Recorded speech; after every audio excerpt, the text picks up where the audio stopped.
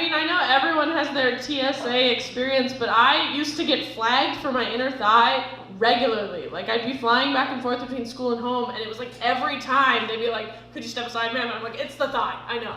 It's like, there's not a gap, I know. You need to keep reminding me. And this one time, I was wearing a skirt, but I'm not stupid. I know my thigh's weapon shaped or something. So I wore shorts under the skirt because I figured they'd need to pat me down. And so I go through and they're like, could you step aside, ma'am? We need to pat you down in a sensitive area.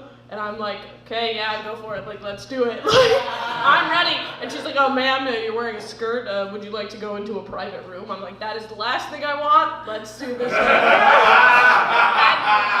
and she's like, ma'am, I just really don't think it's comfortable. I'm like, I'm wearing shorts. She's like, just the other passenger. And fine. So then she makes me go to a private room. In addition, my bag has been flagged. So when your bag is flagged, you're not allowed to touch it until they like check it. Anyway, so I go to grab my bag and she's like, no, you can't touch it because I'm a terrorist with a weapon thigh. And so she is carrying all of my luggage and I'm just following her to this separate room. Meanwhile, there's like a TSA intern following us too, who's been just observing this whole thing. So she's just following and not doing anything.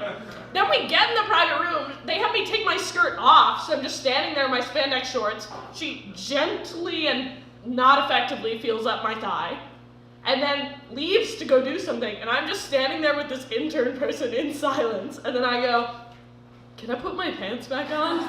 And she goes, I have no idea.